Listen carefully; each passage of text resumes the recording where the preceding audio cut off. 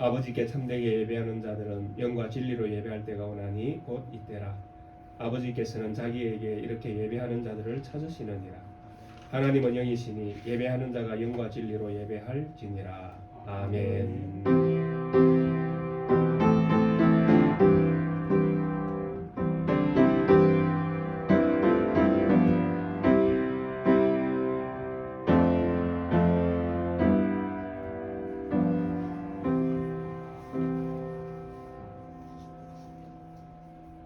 동의하는 마음을 가진 자의 기도를 기뻐하시는 하나님 아버지 앞에 참회의 기도로 함께 드리도록 하겠습니다.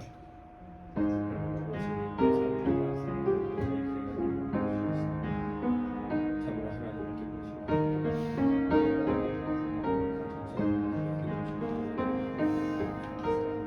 우리의 심령에 우리의 마음을 알아주시고 우리의 심령을 알아주시고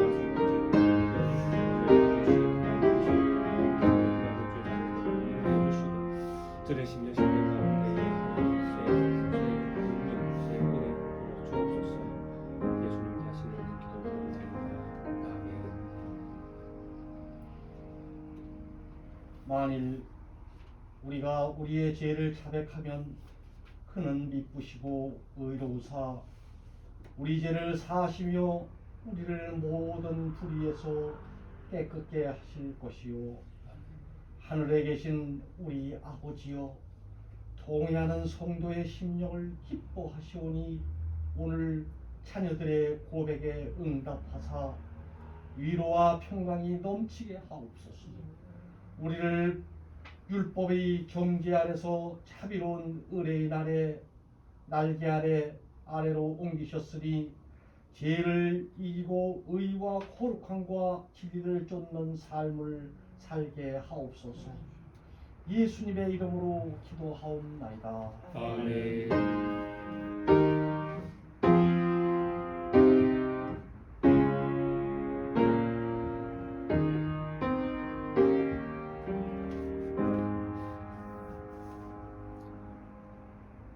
사도신경으로 우리의 신앙 고백을 하나님 앞에 드리도록 하겠습니다.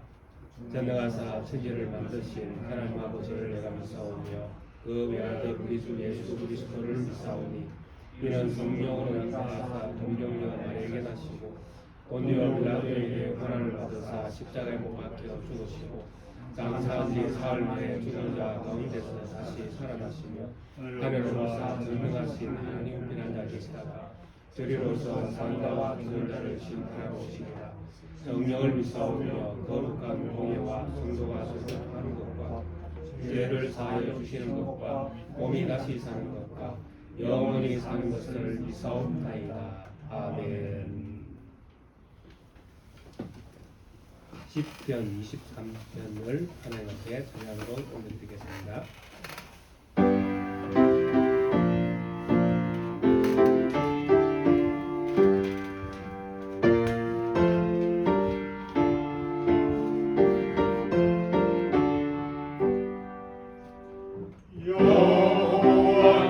주께서 나를 인도하시네. 주께서 나를 인도하시도다.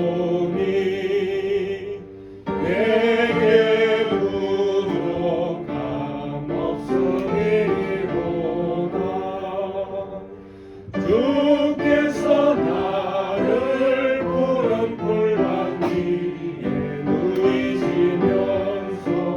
인도하시네. 실만한 물가로. 인도하시네. 실만한 물가로. 주께서 나를 인도하시도다. 내 길 부족함 없으리로다. 인도하시네. 실만한 물가로.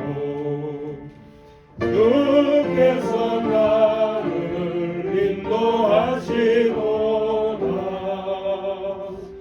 내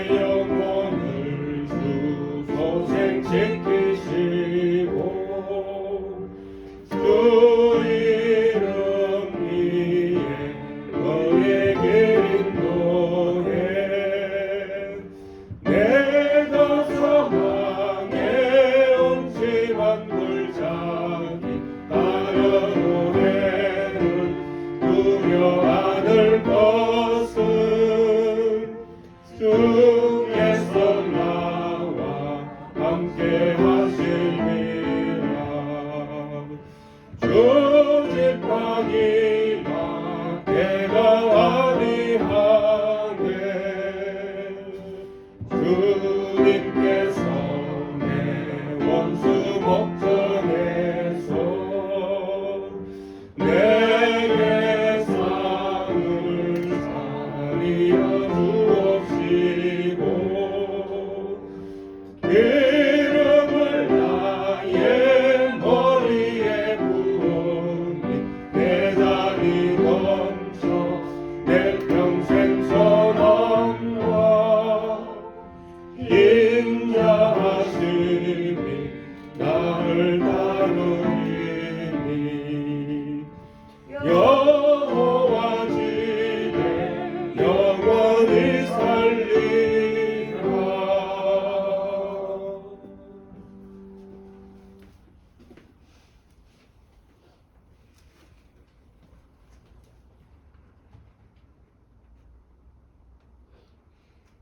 우주와 영계와 물지계까지 홀로 주관 통치 섭리하시며 저희들을 사랑하시는 만왕의 왕이신 주 여호와여 감사를 드리옵나이다.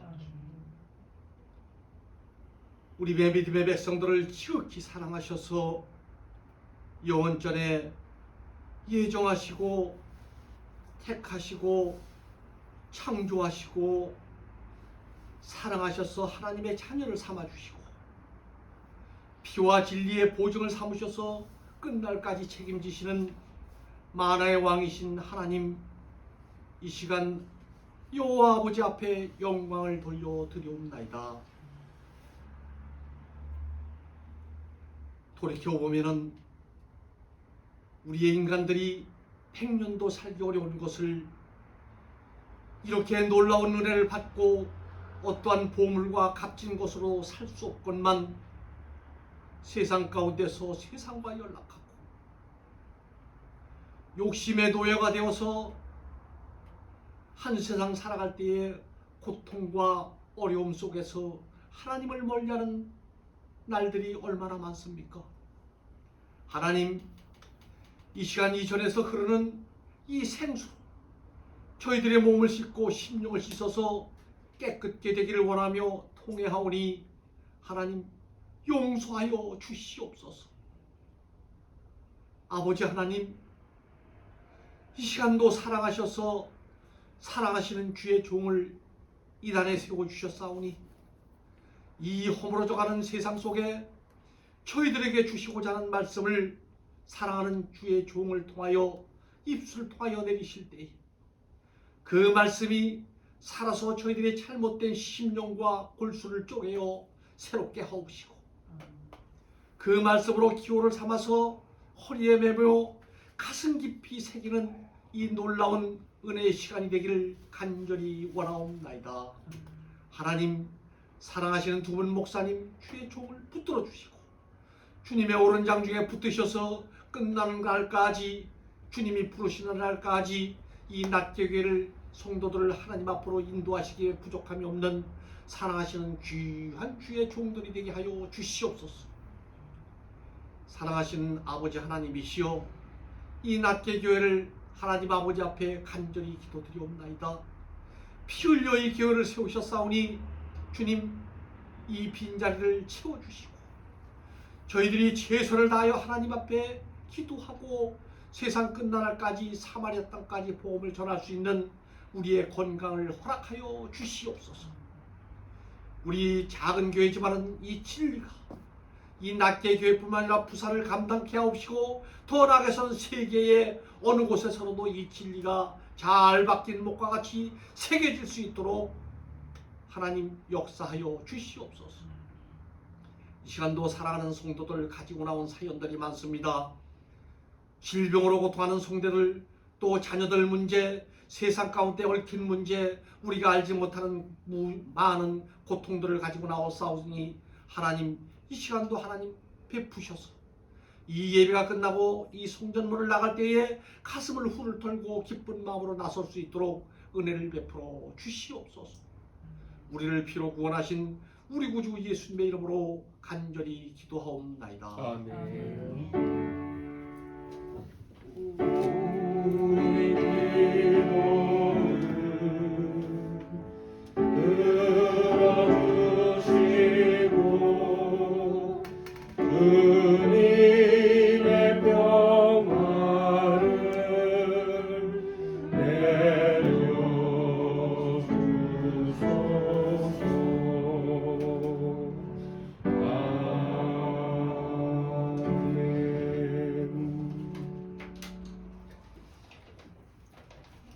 오늘 함께 봉독할 성경은 창세기 19장과 20장의 말씀입니다.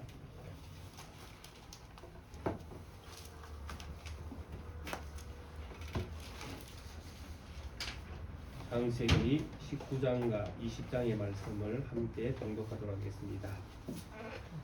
저녁 때에 그 두 천사가 소돔에 이르니 마침 롯이 소돔 성문에 앉아 있다가 그들을 보고 일어나 영접하고 땅에 엎드려 절하며 이르되 내 주여 돌이켜 종의 집으로 들어와 발을 씻고 주무시고 일찍 일어나 갈 길을 하소서.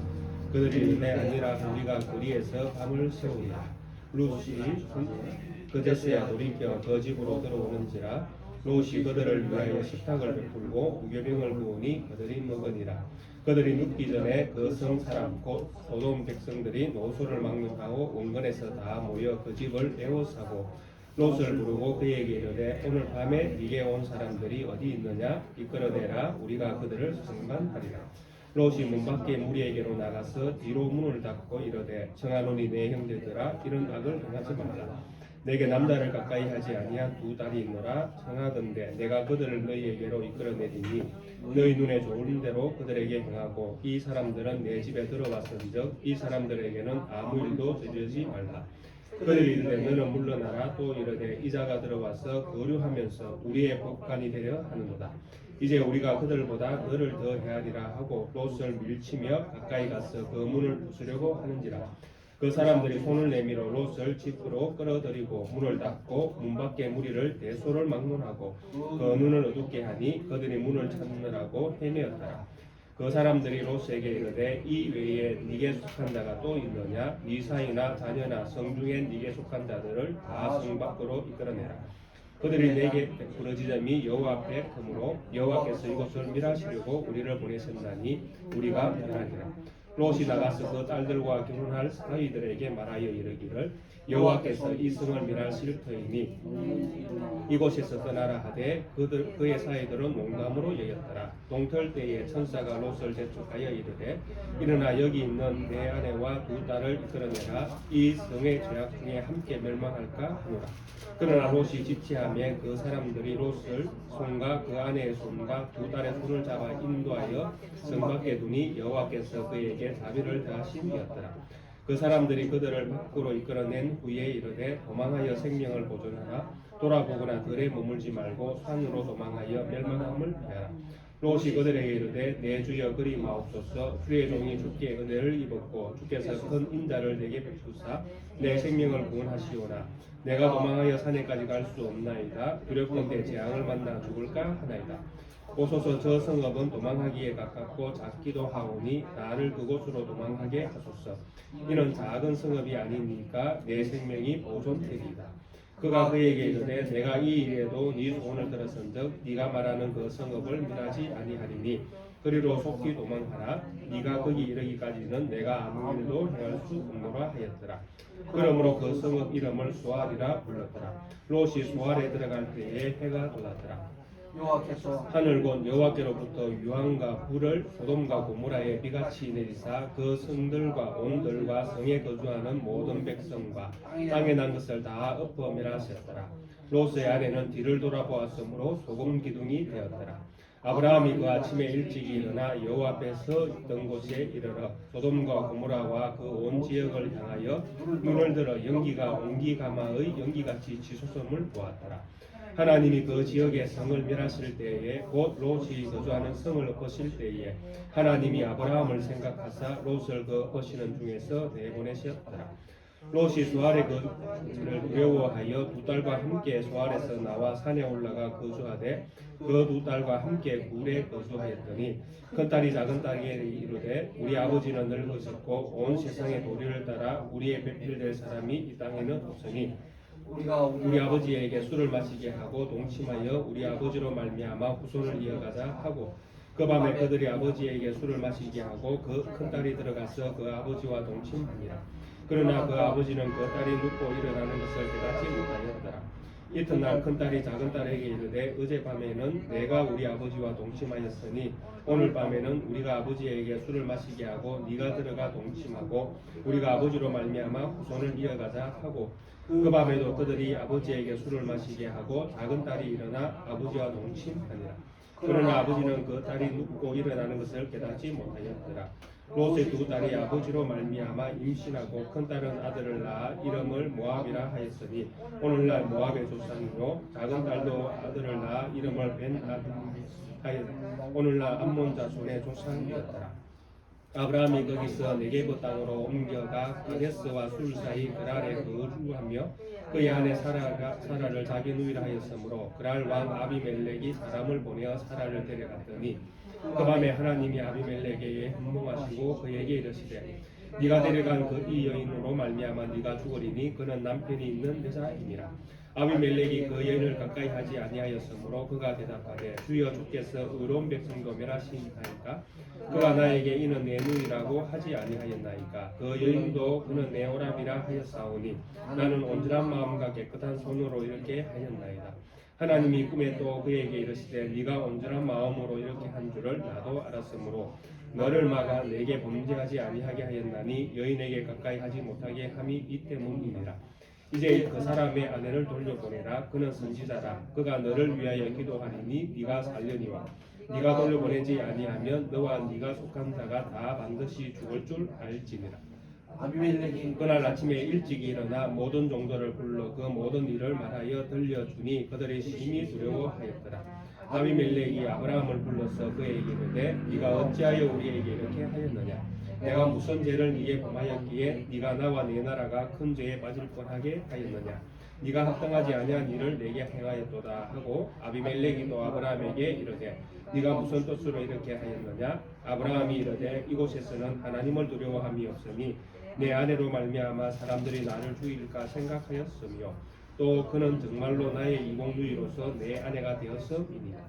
하나님이 나를 내 아버지의 집을 떠나 두루 다니게 하실 때에 내가 아내에게 말하기를 이후로 우리의 가는 곳마다 그대는 나를 그대의 오랍이라 하라. 이것이 그대가 내게 베풀 은혜라 하였으므로 아비멜렉이 양과 소와 종들을 이끌어 아브라함에게 주고 그의 아내 사라도 그에게 돌려보내고 아브라함이 이르되 내 땅이 네 앞에 있으니 네가 보기에 좋은 데로 거주하라 하고 사라에게 이르되 내가 은 청계를 네 오라비에게 주어서 그것으로 너와 함께한 여러 사람 앞에 네 수치를 가리게 하였노니 네 일이 다 해결되었음. 아브라함이 하나님께 기도하며 하나님이 아비멜렉과 그의 아내와 여종을 치료하사 출산하게 하셨으니 여호와께서 이왕에 아브라함의 아내 사라의 일로 아비멜렉의 집의 모든 태를 닫으셨음이더라. 아멘.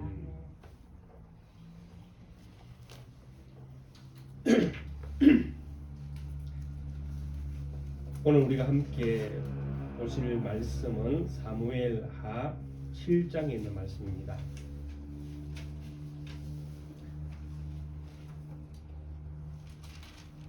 구약 성경 337페이지 사무엘상 7장이 474페이지 사무엘하 7장 8절에서 17절에 있는 말씀까지 함께 같이 공독하겠습니다. 그러므로 이제 내 종 다윗에게 이와 같이 말하라. 만군의 여호와께서 이와 같이 말씀하시기를 내가 너를 목장 곧 양을 따르는 데에서 데려다가 내 백성 이스라엘의 주권자로 삼고 네가 가는 모든 곳에서 내가 너와 함께 있어 네 모든 원수를 네 앞에서 멸하였은즉 땅에서 위대한 자들의 이름같이 네 이름을 위대하게 만들어 주리라. 내가 또 내 백성 이스라엘을 위하여 한 곳을 정하여 그를 심고 그를 거주하게 하고 다시 옮기지 못하게 하여 악한 종류로 전과 같이 그들을 해하지 못하게 하여 전에 내가 사사에게 명령하여 내 백성 이스라엘을 다스린 때와 같이 아니하게 하고 너를 모든 원수에서 벗어나 편히 하리라. 여호와가 또 네게 이르노니 여호와가 너를 위하여 집을 짓고 네 수완이 차서 네 조상들과 함께 누울 때에 내가 네 몸에서 날 네 씨를 네 뒤에 세워 그의 나라를 견고하게 하리라.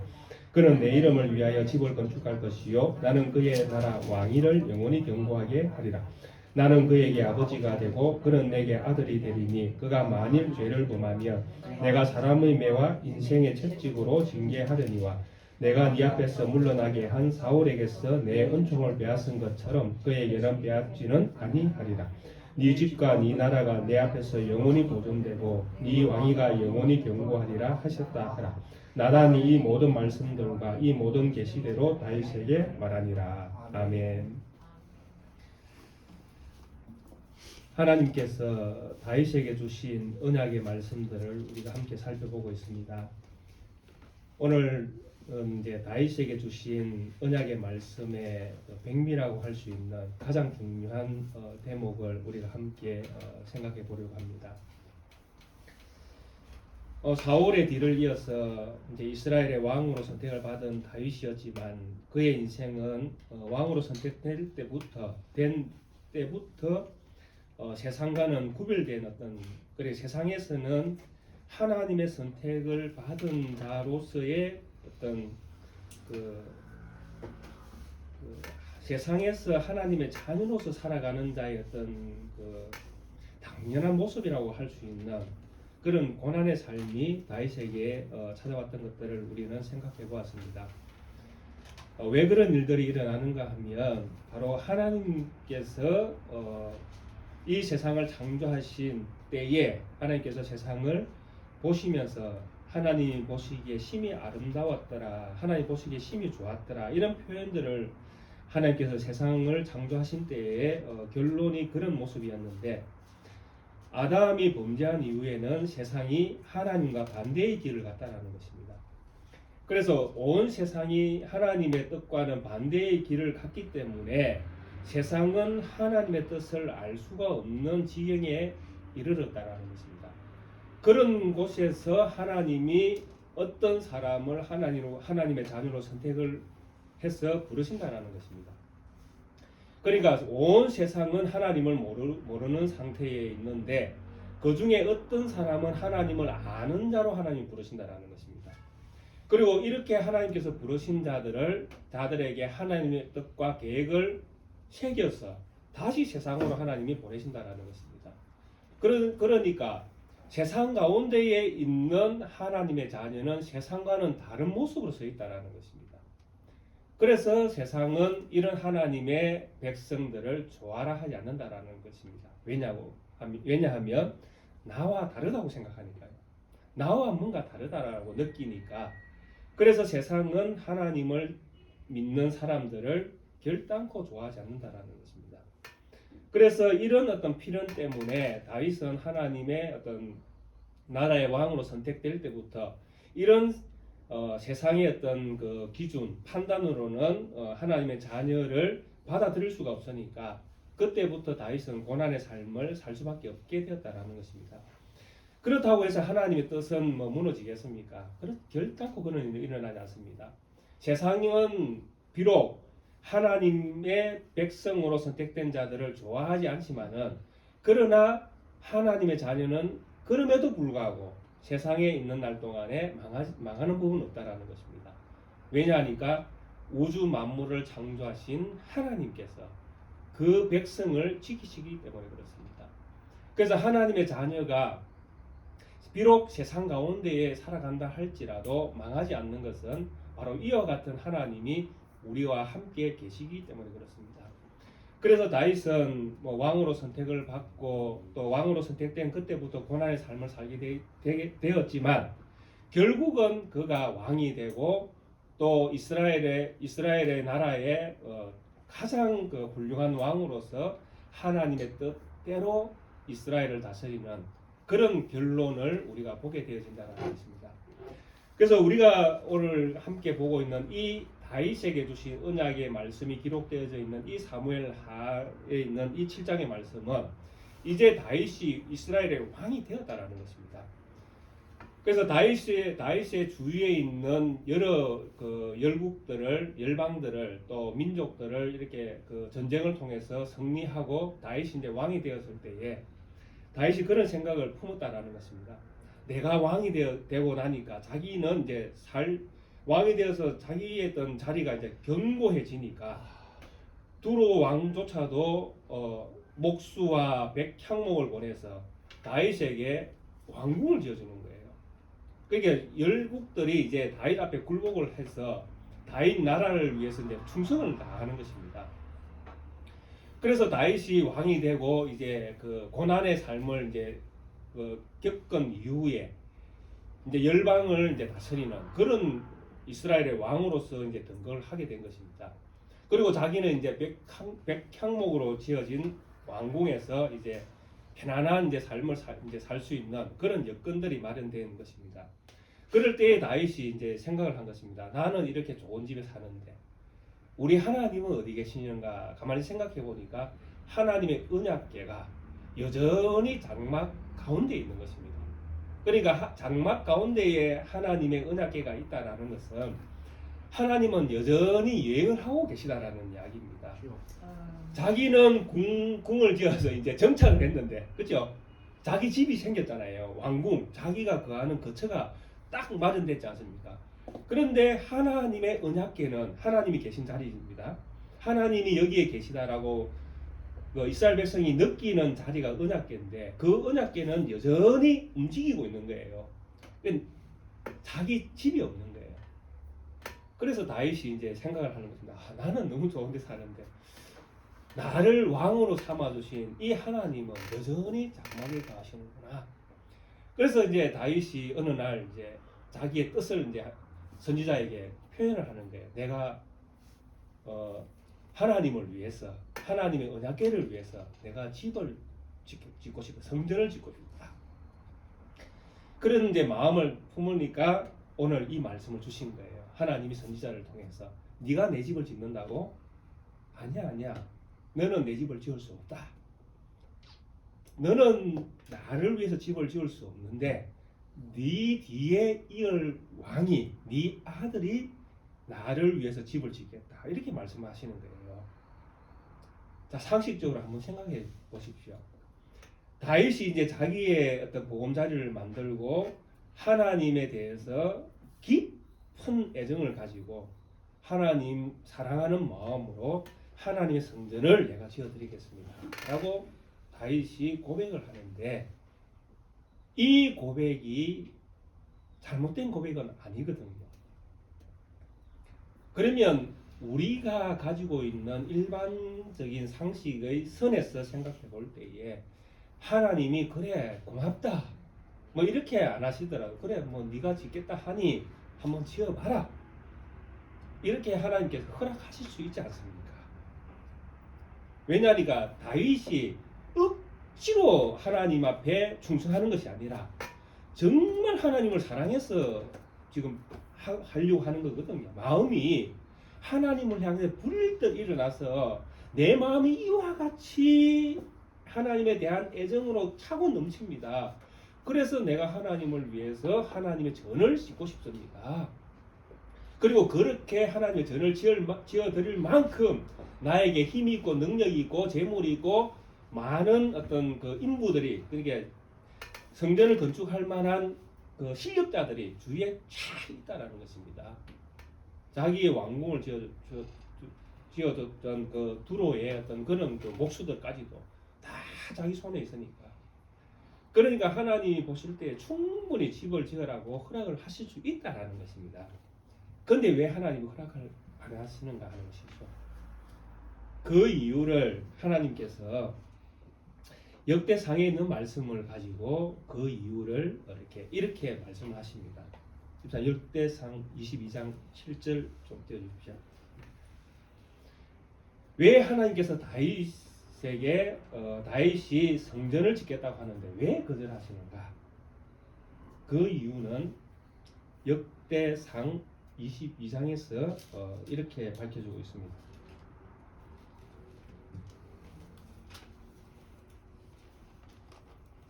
예, 8절 한번 읽어보겠습니다.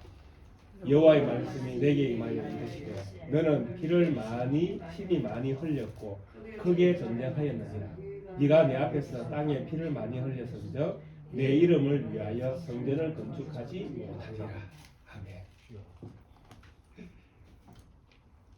성전을 건축할 수 없는 이유가 다윗이 성전을 건축할 수 없는 이유가 하나님께서 말씀하시기를 너는 피를 심히 많이 흘렸다 이렇게 이야기합니다.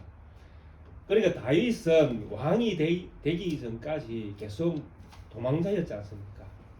그리고 이스라엘의 왕이 되기까지 그는 수많은 전쟁을 치른 것입니다.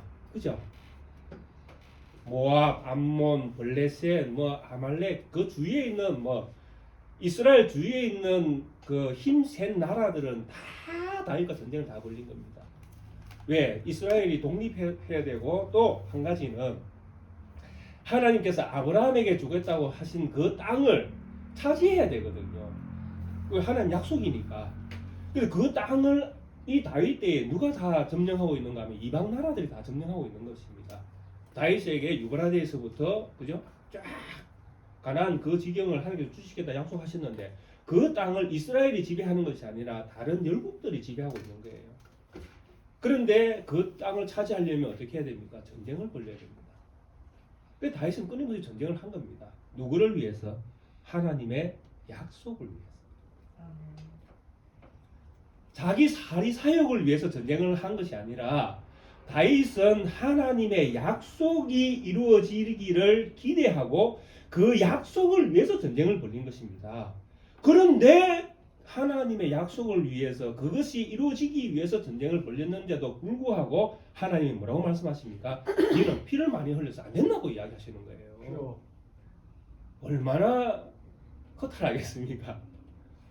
내 생각과 내 만족과 내가 내 꿈을 위해서 내가 일을 했다면 안 돼 이렇게 하면 네, 알겠습니다 하고 그냥 말 수도 있습니다. 그런데 하나님을 위해서 했습니다. 하나님의 약속을 위해서. 근데 하나님이 안 된다고 하면 하나님 자녀로서 마음이 어떻겠습니까? 근데 이게 왜 이런 성경에 왜 이런 내용들이 있는가 하면 바로 하나님께서 하나님의 약속이 성취되어져 갈 때에 이런 사건들을 통해서 의미를 부여해 주시는 것입니다. 즉 우리에게 왜 하나님은 이렇게 일을 하셔서 왜 이 일을 통해서 우리에게 뭘 알려주기를 원하시는가 하는 깊은 하나님의 뜻이 여기 숨어 있다는 것입니다. 다윗이라는 엄청나게 훌륭한 왕을 통해서 그가 한 일이 너무나 엄청남에도 불구하고 그 일을 통해서 놓으라고 이야기하시는 그 하나님의 음성에는 하나님의 뜻이 있다는 것입니다. 그게 중요하거든요. 그 뜻을 발견하는 게 우리에게는 은혜가 된다는 것입니다. 왜 하나님께서 다윗에게 너는 피를 많이 흘려서 안 된다고 말씀하십니까? 이게 바로 하나님이 어디에 계시는가를 보여주시는 거예요. 다윗이 피를 흘리는 것은 하나님의 뜻을 성취하기 위해서라고 말씀을 드렸습니다.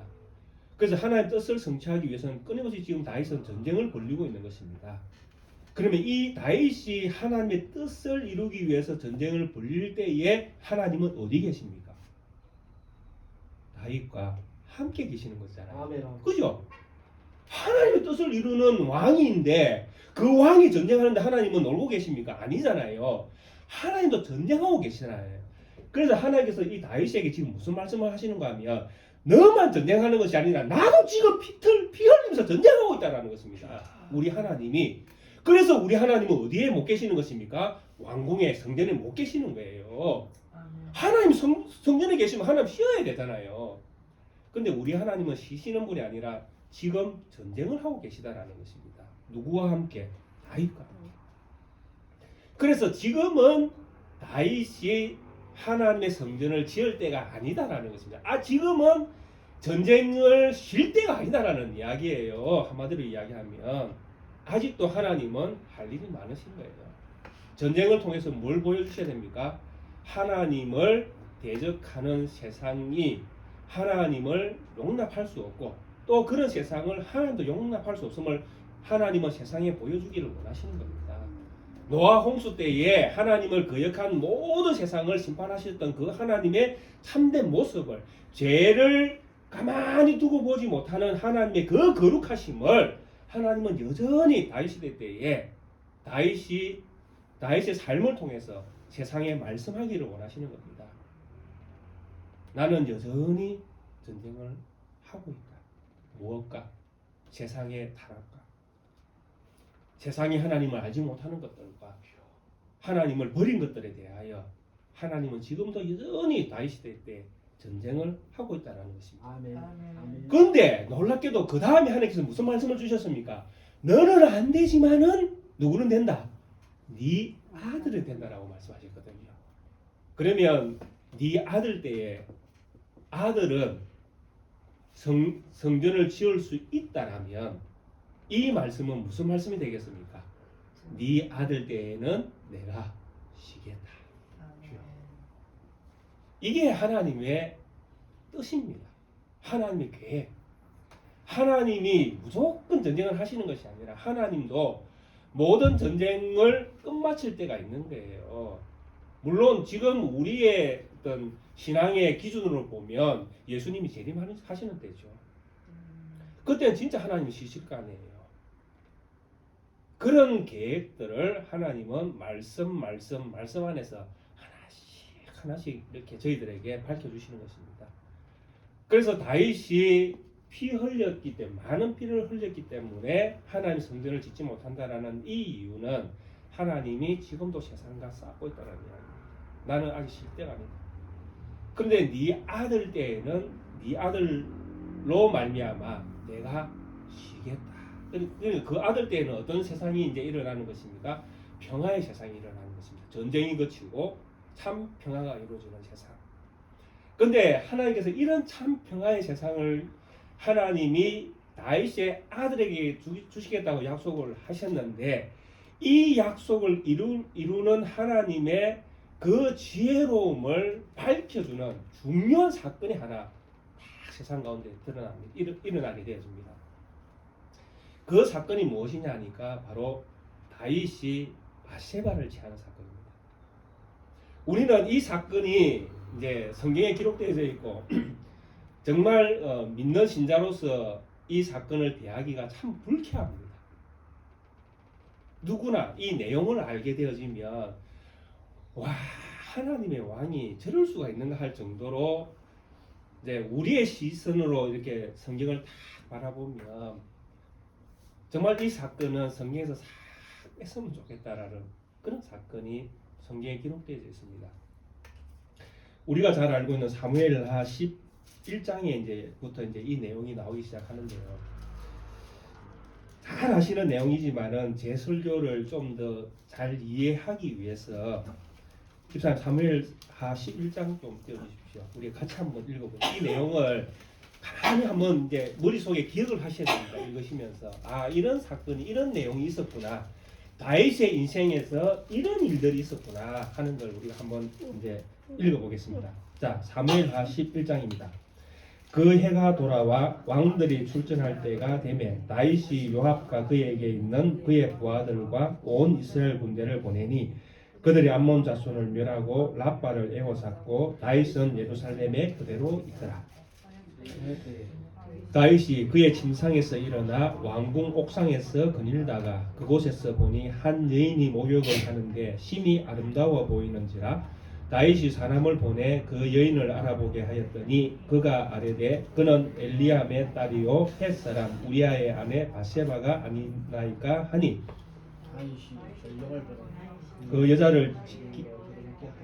그 여자가 그 부정함을 깨끗게 하였으므로 더불어 동침하며 그 여자가 자기 집으로 돌아가니라. 그 여인이 임신하며 사람을 보내 다윗에게 말하여 이르되 내가 임신하였나이다 하니라. 다윗이 요압에게 기별하여 헷 사람 우리아를 내게 보내라 하매 요압이 우리아를 다윗에게로 보내니 우리아가 다윗에게 이르매 다윗이 요압의 안부와 군사의 안부와 싸움이 어떠했는지를 묻고 그가 또 우리아에게 이르되 네 집으로 내려가서 발을 씻으라 하니 우리아가 왕궁에서 나가매 왕의 음식물이 뒤따라가니라. 그러나 우리아는 집으로 내려가지 아니하고 왕궁 문에서 그의 주의 모든 부하들과 더불어 잔지라. 어떤 사람이 다윗에게 아뢰되 우리아가 그의 집으로 내려가지 아니하였나이다. 다윗이 우리아에게 이르되 네가 네 길 갔다가 돌아온 것이 아니냐 어찌하여 네 집으로 내려가지 아니하였느냐 하니 우리아가 다윗에게 아뢰되 언약궤와 이스라엘과 유다가 야영 중에 있고 내 주 요압과 내 왕의 부하들이 바깥 들에 진치고 있거늘 내가 어찌 내 집으로 가서 먹고 마시고 내 처와 같이 자리이까? 내가 이 일을 행하지 아니하기로 왕의 살아계심과 왕의 혼의 살아계심을 두고 맹세하나이다 하니라. 다윗이 우리아에게 이르되 오늘도 여기 있으라. 내일은 내가 너를 보내리라. 우리아가 그날에 예루살렘에 머무니라. 이튿날 다윗이 그를 불러서 그로 그 앞에서 먹고 마시고 취하게 하니 저녁 때에 그가 나가서 그의 주의 부하들과 더불어 침상에 눕고 그의 집으로 내려가지 아니하니라. 아침이 되매 다윗이 편지를 써서 우리아의 손에 들려 요압에게 보내니 그 편지에 써서 이르기를 너희가 우리아를 맹렬한 싸움에 앞세워 두고 너희는 뒤로 물러가서 그로 맞아 죽게 하라 했더라. 요압이 그 성을 살펴 용사들이 있는 것을 아는 그곳에 우리아를 두니 그 성읍 사람들이 나와서 요압과 더불어 싸울 때에 다윗의 부하 중 몇 사람이 엎드러지고 헷 사람 우리아도 죽으니라. 요압이 사람을 보내 그 전쟁의 모든 일을 다윗에게 보고할세 그 전령에게 명령하여 이르되 전쟁의 모든 일을 네가 왕께 보고하기를 마친 후에 혹시 왕이 노하여 네게 말하기를 너희가 어찌하여 성의 것처럼 가까이 가서 싸웠느냐 그들이 성 위에 쏠 줄을 알지 못하였느냐 여룹 베셋의 아들 아비멜렉을 쳐 죽인 자가 누구냐 여인 하나가 성에서 맷돌 윗짝을 그 위에 던지매 그가 데베스에서 죽지 아니하였느냐 어찌하여 성에 가까이 갔더냐 하시거든 네가 말하기를 왕의 종 햇사람 우리아도 죽었나이다 하라. 전령이 가서 다윗에게 이르러 요압이 그에 보낸 모든 일을 다윗에게 아뢰어 이르되 그 사람들이 우리보다 우시하여 우리를 향하여 들로 나오므로 우리가 그들을 쳐서 성문 어기까지 미쳤더니 할 쏘는 자들이 성 위에서 왕의 부하들을 향하여 쏘매 왕의 부하 중 몇 사람이 죽고 왕의 종 햇사람 우리아도 죽었나이다 하니 왕이 전령에게 이르되 너는 요압에게 이같이 말하기를 이 일로 걱정하지 말라. 칼은 이 사람이나 저 사람이나 삼키느니라. 그 성을 향하여 더욱 힘써 싸워 함락시키라 하여 너는 그를 담대하게 하라 하니라. 우리아의 아내는 그 남편 우리아가 죽었음을 듣고 그의 남편을 위하여 소리내어 우니라. 그 장례를 마침에 다윗이 그 사람을 보내 그를 왕궁으로 데려오니 그가 그의 아내가 되어 그에게 아들을 낳으니라. 다윗이 행한 그 일이 여호와 보시기에 악하였더라. 아멘. 아멘이 되십니까? 다윗이라는 왕이 정말 훌륭한 왕입니다. 근데 전쟁에 나가 있는 자기 군사인데 우리아 정도 되면 뭐 장군감은 아니더라도 상당히 용맹한 군사입니다. 이런 군사의 아내를 취하고 그것을 덮기 위해서 남편을 죽이는 이런 이제 일을 다윗이 이제 계획을 세우고 실행을 하고 그리고 그 아내를 이제 자기 그 남의 아내를 자기 아내로 삼는 이 사건이 사무엘하 11장의 사건입니다. 그래서 이 사건은 우리가 참 이해하기가 어려운 그런 사건인데 근데 성경은 이것을 너무나 적나라하게 표현을 하고 있고 이 사건 다음에 솔로몬이라는 왕이 세상에 나오게 되어지는 그래서 이 솔로몬 왕이 하나님의 성전을 짓는 그런 엄청난 이야기가 이 바세바의 이야기와 연결되어 있다는 것입니다. 이것이 우리로 하여금 참 곤혹스럽게 한다는 것입니다. 이해가 할 수 없는 사건이죠. 어떻게 범죄한 사람을 그리고 살인자를 그리고 남의 아내를 빼앗은 자를 하나님이 그 여인의 후손을 통해서 하나님이 거하실 성전을 짓게 만드시는가? 이것이 이해할 수 없는 사건이 되는 것입니다.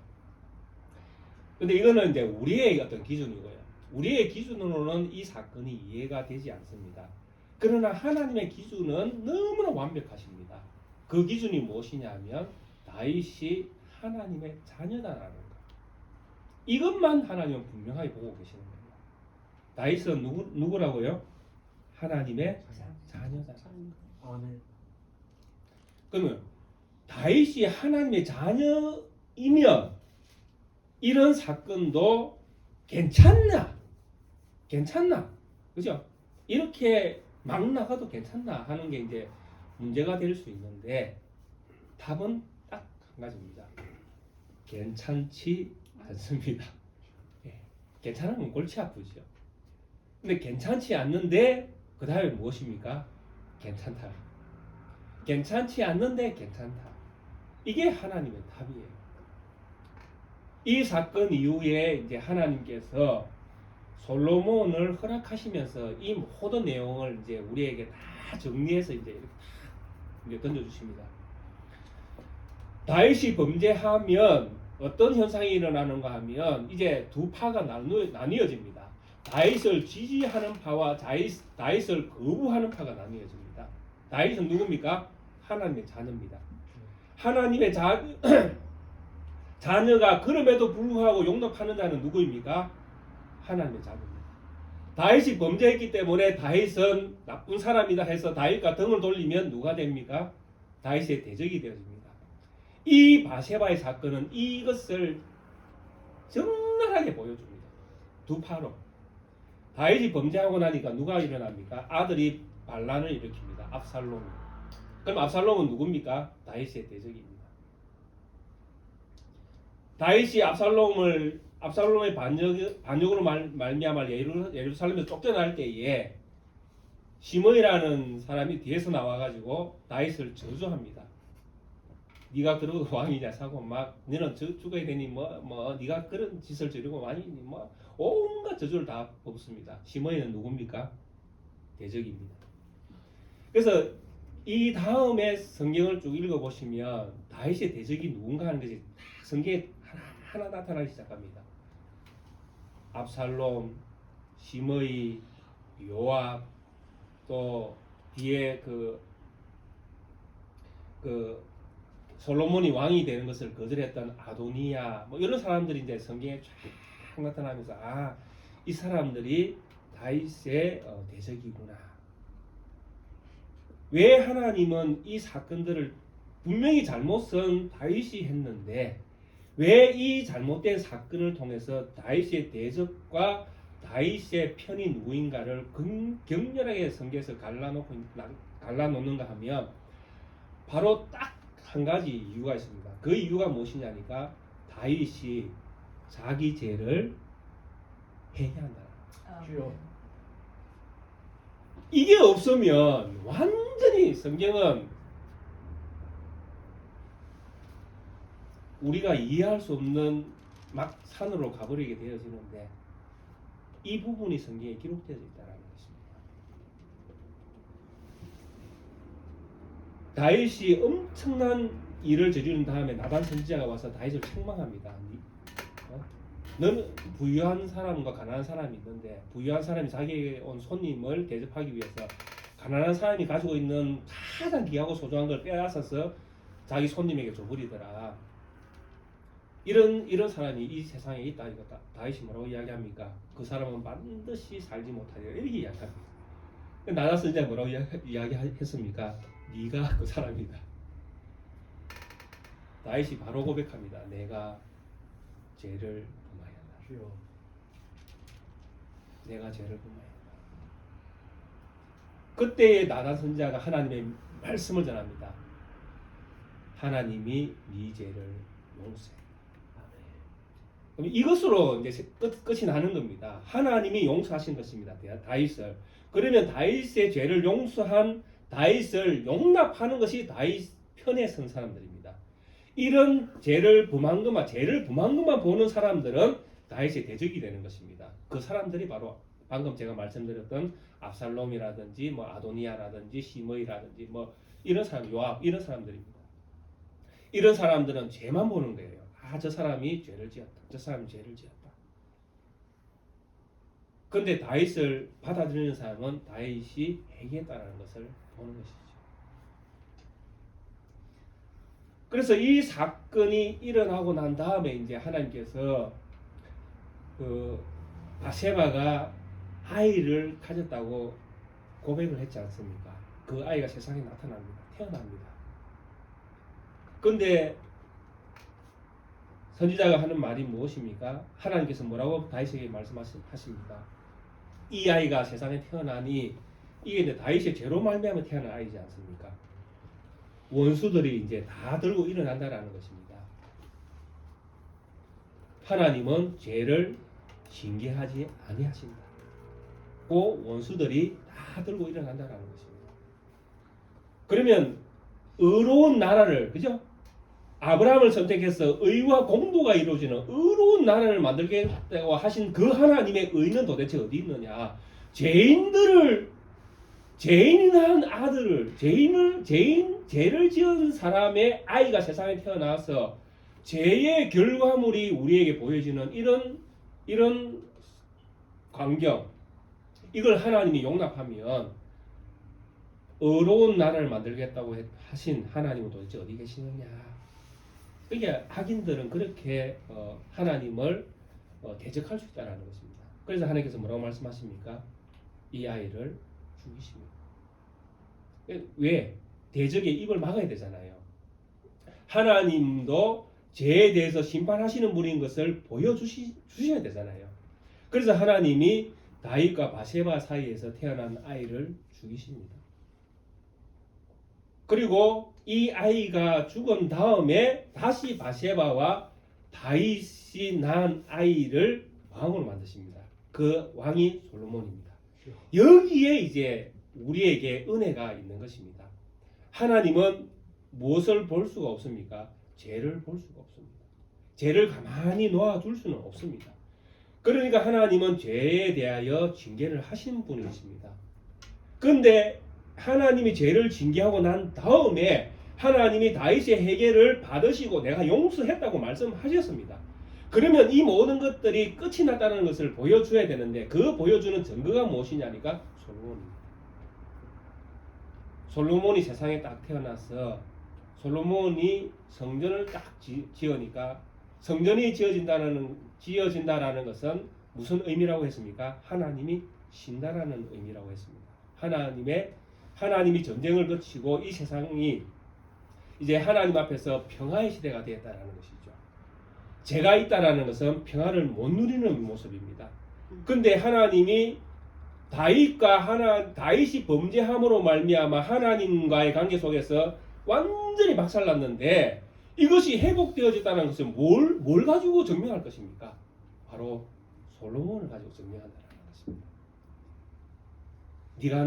네가 범죄한 그 여인을 통해서 난 그 아이를 내가 받아들인다는 것이죠. 그 받아들인다는 것은 다윗의 죄를 하나님께서 용서하셨다는 이야기입니다. 그래서 하나님은 죄를 멸한 다음에 하나님은 항상 무엇을 주십니까? 평화의 시대를 주시는 것입니다. 우리에게 평화가 있습니까? 우리에게 평안이 있습니까? 예, 있어야 됩니다. 왜? 우리는 예수 그리스도 말미암아 죄의 문제가 해결되었으니까요. 그러니까 우리는 교회에 나올 때에 물론 우리의 연약함을 하나님 앞에 고백을 하기도 하고 기도도 하지만 우리는 하나님과 관계 속에서 우리에게 막힘이 없다라는 것을 분명히 믿으셔야 된다는 것입니다. 네. 이게 있으면 우리는 늘 불안한 거예요. 살 때마다. 오늘도 하나님 나를 때리시면 어떡하냐. 그죠? 죄가 있는 사람은 하나님 못 보시니까요. 죄 있는 자는, 그러니까 죄를 가진 영혼을 하나님은 두고 볼 수가 없는 거예요. 왜? 심판의 대상이니까. 그러면 우리는 우리의 연약함을 계속 생각하면 우리는 늘 하나님 앞에서 100% 하나님을 믿고 살지는 못하지 않습니까? 그러니까 우리가 연약한 것 때문에 짓는 여러 가지 문제들 때문에 늘 하나님 때리시면 어떡하냐, 하나님 때리시면 어떡하냐, 이런 고민을 하면서 살 수는 없지 않습니까?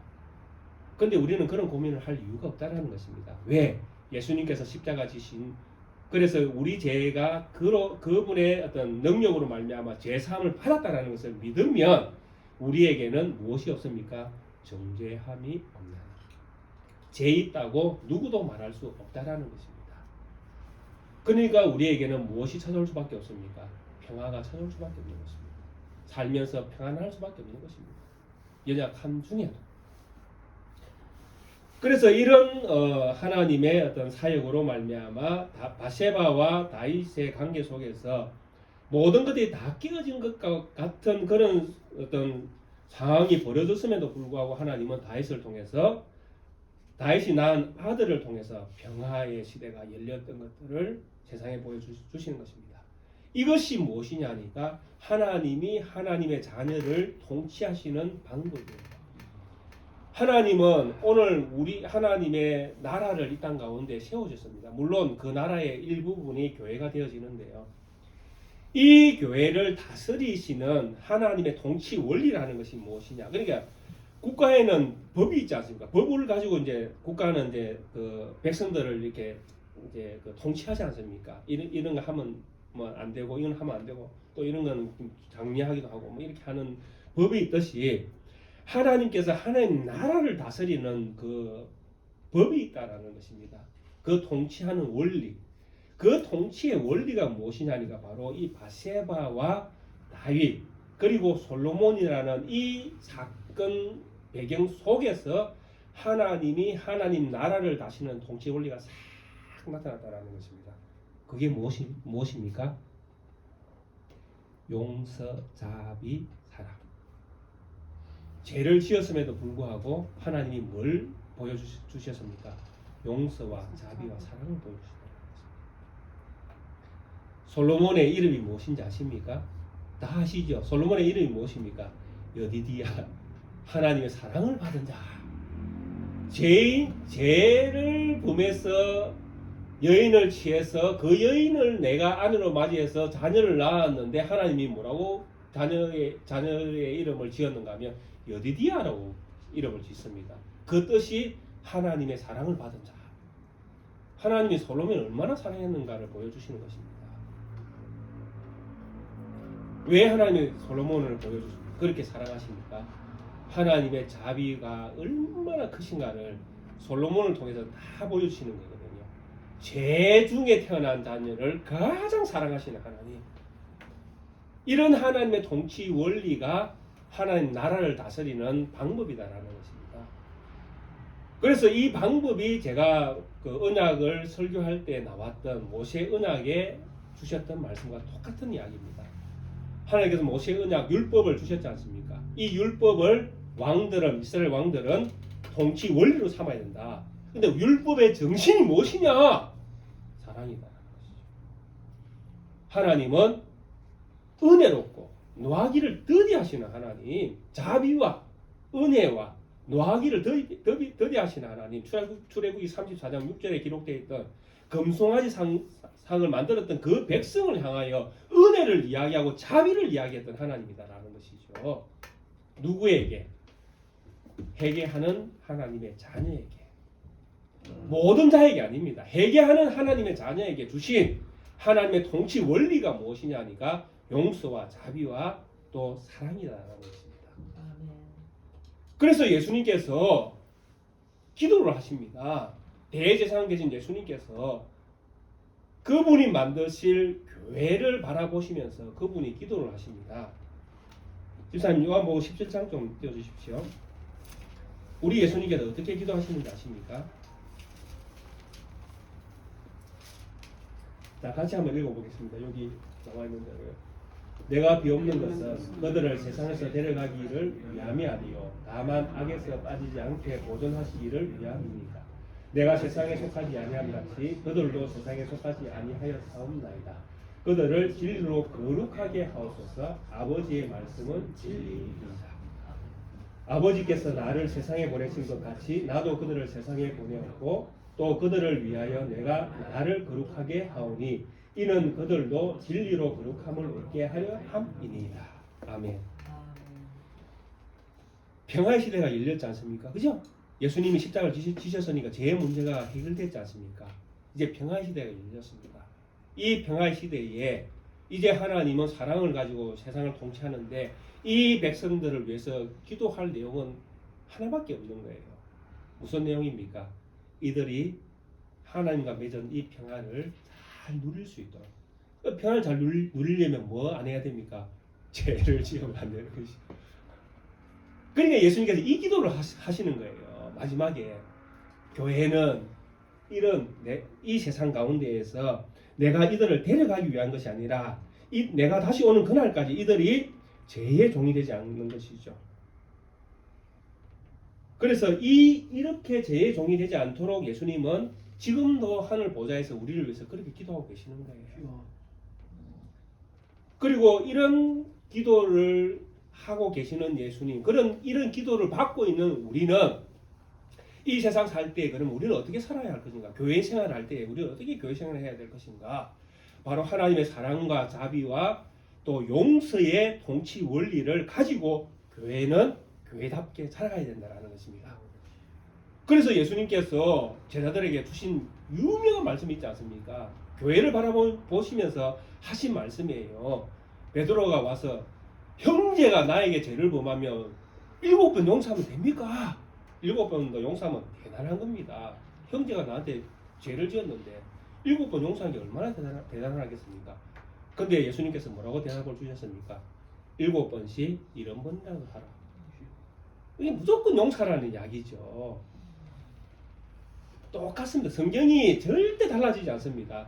구약 성경과 신약 성경이 절대로 달라지지 않습니다. 하나님의 나라를 다스리는 통치 원리는 무조건 사랑입니다. 자비입니다. 용서입니다. 내 형제가 나에게 잘못을 범하면 용서하는 게 진리입니다. 세상은 또 다릅니다. 지금 제가 이야기하는 것은 하나님의 나라를 이야기하는 것입니다. 우리를 이야기하는 것입니다. 교회를 보고 이야기하는 것입니다. 저와 우리 모든 성도님들과의 관계 속에서 이야기하는 것입니다. 성도님들 저에게 만약에 욕을 한다든지 저한테 잘못을 범하면 제가 용서하는 것이 답이다라는 것입니다. 근데 교회 바깥으로 나가면 문제는 달라집니다. 그 기준은 다른 것입니다. 거기도 무조건 용서하라 아닙니다. 물론 용서할 수 있으면 하십시오. 그러나 무조건은 아닙니다. 그러나 교회는 무조건이 답입니다. 물론 안 될 수도 있지만은 안 되면 어떻게 해야 되겠습니까? 예, 죽기 살기를 기도해야 되죠. 되도록 기도해야 됩니다. 그래서 하나님은 이 다윗의 언약을 통해서 하나님의 성전이 세워지는 것이 참 평화 시대가 열렸다는 것이고, 이 평화 시대는 화평 가운데에 서로 용서하면서 자라가는 것이 하나님 나라의 통치 원리이고, 하나님 나라는 그런 모습으로 세상에 서야 된다는 것을 보여주셨습니다. 예수님께서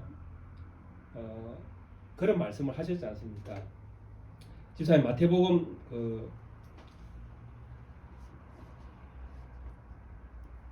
제가 안 드렸는가 모르겠습니다. 안 드렸는가? 요한복음 2장에 보면 이스라엘 백성들이 성전을 이제 46년 동안 짓고 있는 것들 자랑을 하지 않습니까? 그때 예수님께서 뭐라고 말씀하십니까? 이 성전 헐라 내가 사흘 만에 일으키리라. 그러니까 예수님께서 뭐라고 말씀하셨습니까? 예수님의 말씀을 그대로 이해하면 예수님 몸이 새로운 성전이다라는 것이죠. 그렇죠? 그러면 이 예수님의 몸으로 세워진 성전을 예수님께서는 교회로 확대를 하셨거든요. 그러면 이 교회는 이제 새로운 성전이 세워진 상태에 있지 않습니까? 그렇죠? 그러므로 우리는 화평 가운데에 있습니다. 맞죠? 그래서 우리는 이 화평 가운데에 이제 교회는 하나님의 말씀 안에서 자라가야 되는데, 그 자라가고 살아가는 또 교회 생활하는 이 모든 교회를 다스려가는 모든 통치 원리는 사랑과 자비와 용서가 답이 되어진다는 것입니다. 이런 원리를 예수님은 십자가를 통해서 또 완성을 하셨고, 부활을 통해서 또 이 교회에 그런 은혜를 베풀어 주셨습니다. 우리가 낱개교회라는 이름으로 여기에 모였습니다. 한 사람 한 사람 다 이렇게 돌아보시면 온전한 분들이 없습니다. 누가 여기서 내가 진짜 거룩하다라고 말씀하실 분이 있겠습니까? 다 부족한 점들이 많으신 분들이고, 다 연약함을 가지고 계신 분들이고, 다 내 마음에 들 수 없는 부분들을 가지고 계신 분들입니다. 그럼에도 불구하고 우리는 우리 서로를 바라볼 때에 믿음과 소망과 사랑 가운데에서 서로 용납하고 사랑의 눈으로 바라보셔야 된다는 것입니다. 그리고 서로를 이해하려고 하고 서로를 품어주려고 하고, 그리고 그렇게 서로를 알아가면서 함께 자라가는 것이 교회의 참된 모습이다라는 것입니다.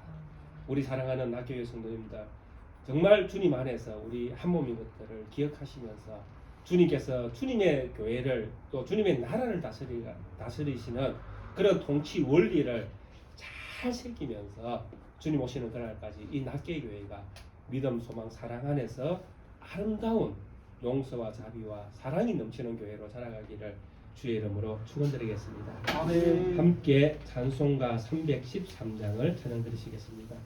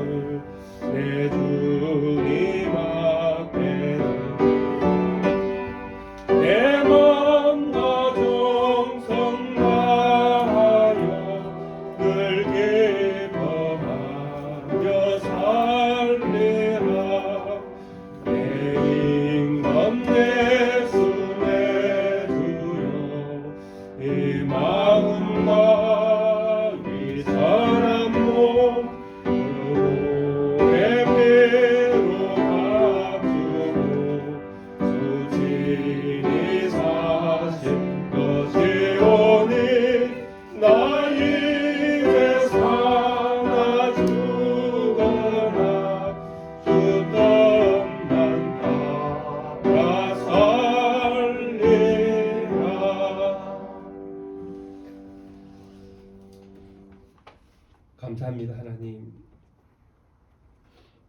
평안이 없는 저희들에게 한없는 자비와 용서를 보여주셔서 우리에게 참된 평안이 있게 해주시고 그 평안을 받은 자가 하나님 안에서 평안을 지키며 사랑과 용서와 자비의 삶을 살아갈 수 있도록 더 큰 믿음의 길로 저희들을 인도하여 주시니, 그리고 그런 말씀이 우리의 심령 가운데 새겨줄 수 있도록 인도해 주시니 진실로 감사함을 드립니다. 아멘.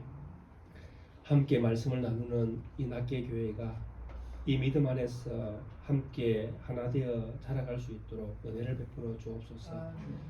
사랑하는 동력자 한 사람 한 사람 주께서 굳건한 믿음 위에 반석 위에 세워주셔서 이 세상 있는 날 동안에 예수님께서 기도하신 것처럼 죄에 빠지지 않도록 저들을 지켜주시고 주님의 거룩하심으로 저들을 보존해 주셔서 그 거룩함을 지키는 삶이 용서와 자비와 사랑의 삶인 줄 알게 하시고 그 사랑을 이 교회를 통해서 마음껏 표현하면서 진리를 쫓아 승리의 삶을 살아가는 사랑하는 동력자들 되어줄 수 있도록 하나님 함께해 주옵소서. 아멘.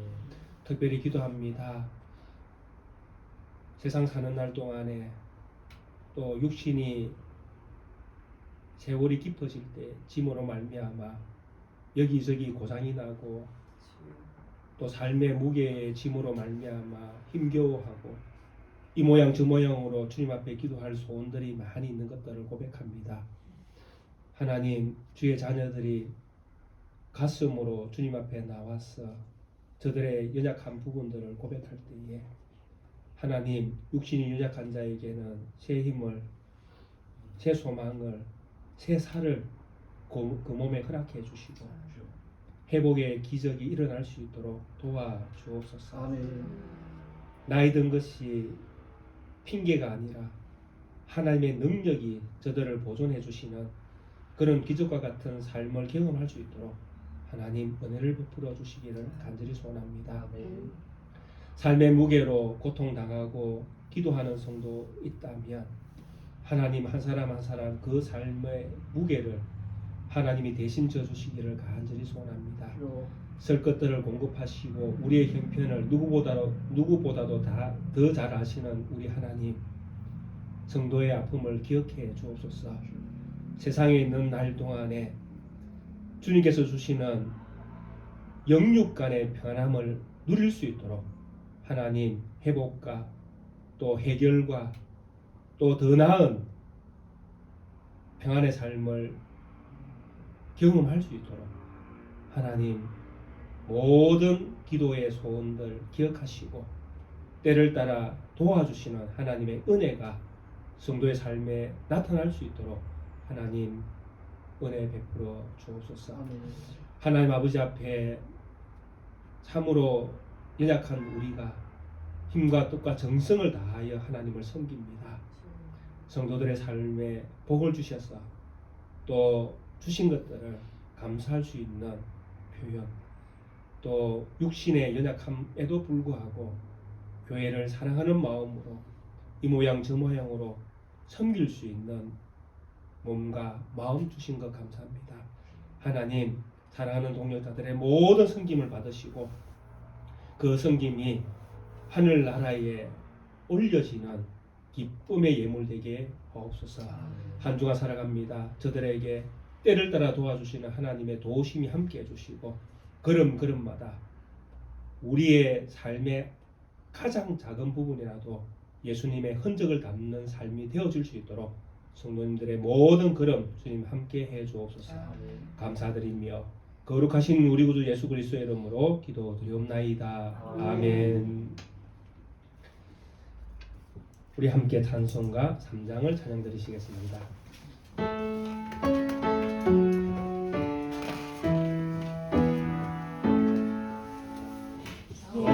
성부성자 성령께 찬송과 영광 돌려보내세 대초로 지금까지 영원 무궁토록 성삼위께 영광